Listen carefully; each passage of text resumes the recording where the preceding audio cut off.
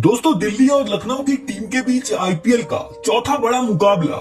विशाखापट्टनम के मैदान पर खत्म हो चुका है, जहां इस बड़े मैच में दिल्ली ने टॉस जीतने के बाद गेंदबाजी करने का फैसला किया। लेकिन उनका ये फैसला आज बेहद ही खराब साबित हुआ, क्योंकि इस मैच में मिचेल मार्श शुरुआत से ही एक के बाद एक बड़े बड़े छक्के मार रहे थे। मानो दोस्तों, शुरुआत में ही लग गया था कि आज लखनऊ की टीम काफी बड़ा स्कोर खड़ा करने वाली है। एक तरफ माकरम उनका पूरा साथ दे रहे थे और वो भी अच्छी लय में दिख रहे थे, लेकिन तभी 46 रन के स्कोर पर विपराज निगम ने माकरम को आउट कर दिया और वो 15 रन बनाकर आउट हुए। लेकिन इसके बाद बल्लेबाजी करने उतरे निकोलस पूरन, और दोस्तों इसके बाद तो मिचेल मार्श और पूरन ने इस मैच में पूरी तरह भूचाल ला दिया। जहां एक तरफ मिचेल मार्श 200 की स्ट्राइक रेट से रन बना रहे थे, तो दूसरी तरफ निकोलस पूरन 250 की रफ्तार से रन बना रहे थे। मानो दोस्तों, इन दोनों खिलाड़ियों के बीच रेस लगी थी कि कौन सबसे ज्यादा छक्के मारेगा, क्योंकि दोस्तों ये दोनों बल्लेबाज एक एक ओवर में 4-4 छक्के मार रहे थे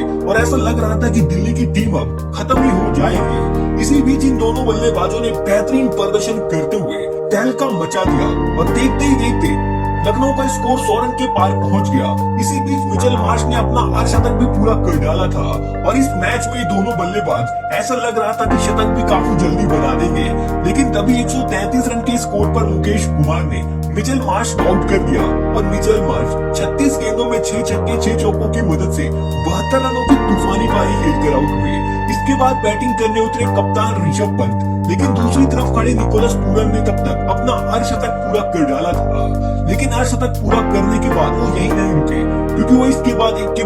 बड़े बड़े छक्के मार रहे थे। लेकिन दोस्तों ऋषभ पंत बिना खाता खोले कुलदीप यादव की गेंद का शिकार बन बैठे। जहां इसके बाद डेविड मिलर बल्लेबाजी करने उतरे और दोस्तों इसके बाद इस मैच में दिल्ली की गेंदबाजों ने जबरदस्त वापसी करी, क्योंकि इसके बाद इस मैच में एक के बाद एक लखनऊ के विकेट गिरने लग गए थे, क्योंकि निकोलस पूरन 75 रन बनाकर मिचेल स्टार्क की गेंद पर क्लीन बोल्ड हो गए थे और पूरन ने केवल 30 गेंदों में 7 छक्के 6 चौकों की मदद से 75 रनों की तूफानी पारी खेली। इसके बाद दोस्तों कुलदीप यादव ने आयुष बदौनी को भी आउट कर दिया था और वो 4 रन बनाकर आउट हुए थे। इसके बाद शार्दुल ठाकुर बिना खाता खोले रन आउट हो बैठे। इसके बाद शहबाज अहमद केवल 9 रन बनाकर स्टार्क की गेंद का शिकार बने और रवि बिश्नोई को मिचेल स्टार्क ने क्लीन बोल्ड मार दिया था।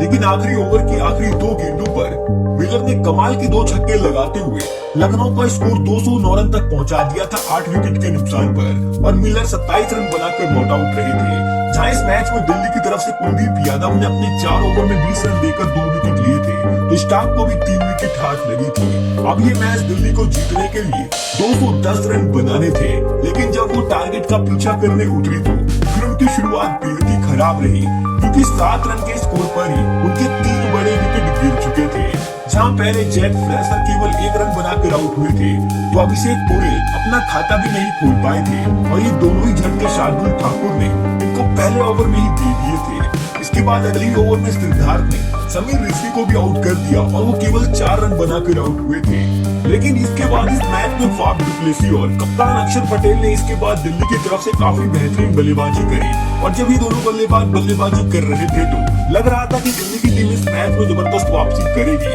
और इन दोनों बल्लेबाजों ने पावर प्ले में ही 3 विकेट गिर जाने के बाद भी दिल्ली का स्कोर 50 रन तक पहुंचा दिया था। लेकिन 50 रन के स्कोर पर ही अक्षर पटेल एक गलत शॉट खेल बैठे और वो 11 गेंदों में 22 रन बनाकर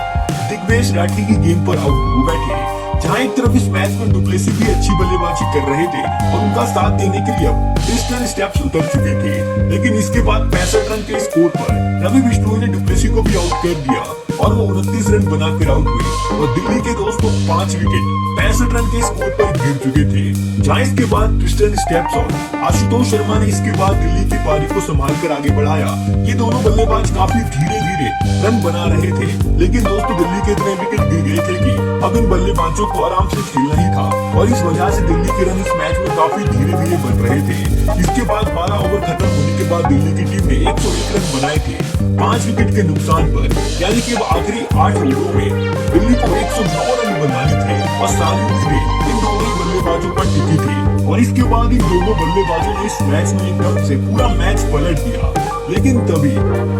113 रन के स्कोर पर एम सिद्धार्थ ने क्रिस्टन स्टेप्स को क्लीन बोल्ड मार दिया और वो 34 रन बनाकर आउट हुए। जहां एक तरफ आशुतोष शर्मा काफी कमाल की बैटिंग कर रहे थे, लेकिन दोस्तों इसके बाद बल्लेबाजी करने विपराज निगम उतरे और दोस्तों उन्होंने इस मैच में पूरी तरह तहलका मचा दिया, क्योंकि उन्होंने केवल 15 गेंदों में 39 रनों की ताबड़तोड़ पारी खेलकर इस मैच में दिल्ली की जबरदस्त वापसी करा दी थी। लेकिन दोस्तों वो भी 168 रन के स्कोर पर दिग्वेश राठी की गेंद पर 39 रन बनाकर आउट हो गए थे। इसके बाद स्टार्क केवल 2 रन बनाकर आउट हुए और कुलदीप 5 रन बनाकर रन आउट हो गए थे। इसके बाद 9 गेंदों पर दिल्ली को 18 रन बनाने थे और उनके हाथ में केवल 1 विकेट बाकी था और सारी उम्मीदें अब आशुतोष शर्मा पर टिकी थी। और इसके बाद इस मैच में आशुतोष शर्मा ने इतनी शानदार बल्लेबाजी करी थी, जितनी तारीफ करी जाए उतना कम है, क्योंकि दोस्तों आखिरी ओवर की तीसरी गेंद पर उन्होंने शानदार छक्का लगाकर इस मैच में दिल्ली को केवल 1 विकेटों से जीत दिलवाई। और दोस्तों आशुतोष शर्मा